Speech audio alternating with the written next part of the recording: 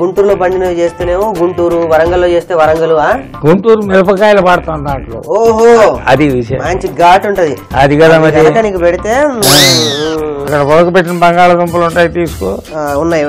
ఉన్నాయా? వీటికి కూడా తొక్క తీసి. తీయలేదా? తీసి పెట్టాలి కదా మరి నేను వచ్చేసరికి. ఎలా చేయాలో నీకు చూపించాలి కదా, అందుకే కొంత చేసి నేను పెడుతూ ఉంటాను నీకు.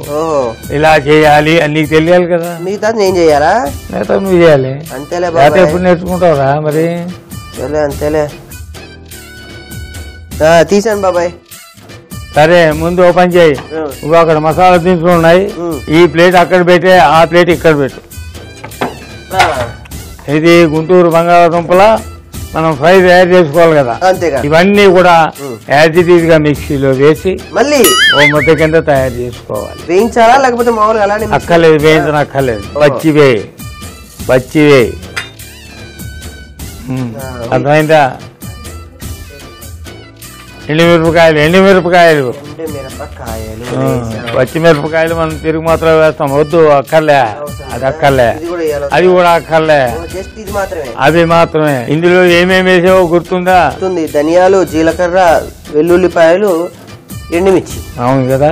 కొంచెం నీళ్లు పోసి మిక్సీలో వేసి చక్కగా పేస్ట్ లా తయారు చేసి తీసుకుని తీసుకురాను. వాడు నా పరువు తీస్తున్నాడు, వెళ్ళి మా అబ్బాయి ఎలాగైనా పంపిస్తున్నాను మిలిటరీలోకి, మోనాలను ఫీల్ అవుతాడని చెప్పి వెళ్ళు.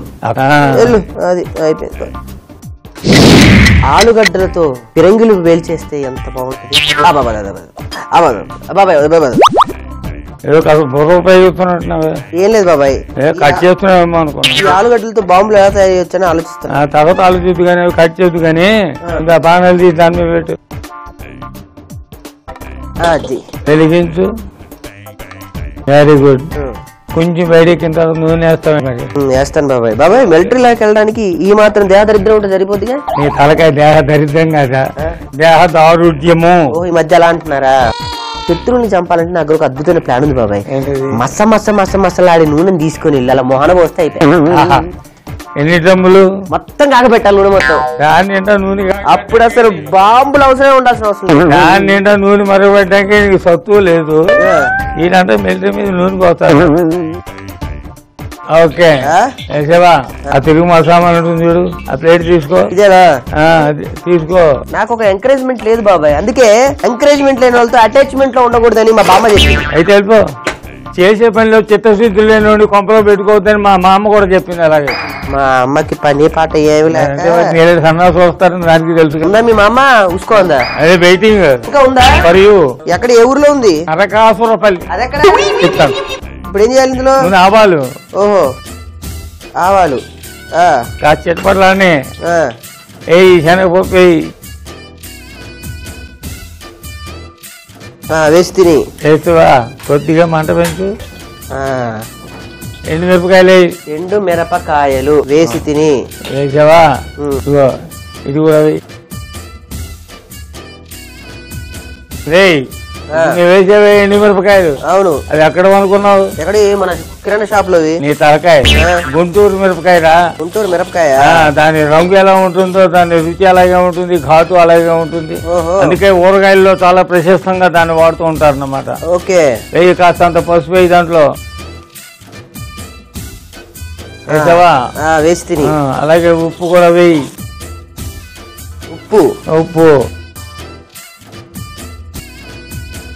కరివేపాకు కూడా వేయి దాంట్లోను.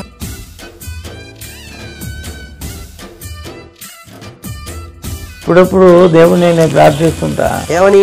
పనిచేస్తున్న ఆ కాసేపు వీడికి చిత్తచాంచల్యం లేకుండా ఉంటే ఎంత బాగుండు అని. చింతపండు లేకుండా చిత్తచాంచల్యం లేకుండా ఉంటే ఎంత బాగుండు అని. నీ దగ్గర దొరికే వర్డ్స్ ఎక్కడ దొరకవు. అదే కదా, తెలుగు మాటలు అంతా మర్చిపోతున్నాం. నెక్స్ట్ ఏముంది, ఈ పేస్ట్ దాంట్లో వేయాలి కదా. పేస్ట్ వేయాలా?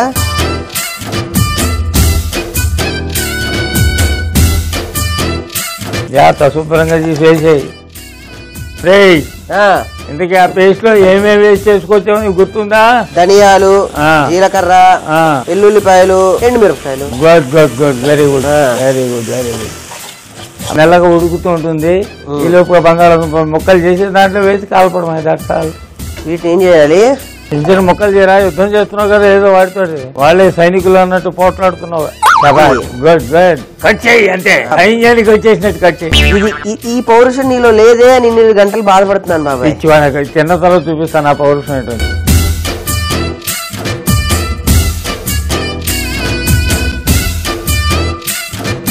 ఆ మసాలా కారం అన్ని ముక్కలకే అంటాలండి.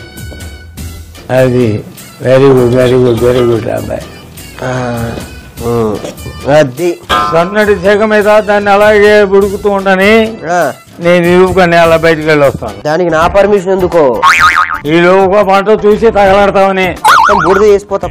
రే వంట చూడమన్నాను కానీ వంట తగలటమని చెప్పలేదురా. అవునమ్మా, క్లారిటీ మెయింటైన్ చేయాలమ్మా. బహుభాషా ప్రవీణ కదా నాచి. జీవితం అంతా ఈ హోటల్లోనే వృధా అయిపోయినట్టుంది. ఎప్పుడు వెళ్తానో, ఎప్పుడు యుద్ధం చేస్తానో, ఎప్పుడు ఈ దేశానికి పేరు తీసుకొస్తానో, ఈ ఊరికి పేరు తీసుకొస్తానో, అవార్డులు అందుకుంటానో అర్థమే అట్లా. ఉడుకుతుంది ఉడుకుతుంది. వేరే పండిత పుత్ర అయిపోయిందా? బాగా ఉడుకుతుంది బాబాయ్. ఉడుకుందా? ఇక ఆపేయచ్చు. స్టవ్ ఆపే. ఇప్పుడు మాత్రంగా మాకాయ మామిడికి అన్నం, తర్వాత గుంటూరు బంగాళదుంపలు వేపుడు, ఈ రెండు కాస్త వడ్డించుకు తిన్నావు అనుకో. ఆ తర్వాత సైన్యంలో చేరతావు. చేరి సైన్యంలో వాళ్ళందరికీ తినిపిస్తావు, లేకపోతే అక్కడి నుంచి పారిపోయి వస్తావు నిర్ణయిస్తాను. ఓకే బాబాయ్, అర్థమైందా? సరే. ఆకలిస్తుంది నేను చెప్పాను కదా బాగా. నాకు కూడా మరి ఇంకేం తీసుకురైతే కూర్చో.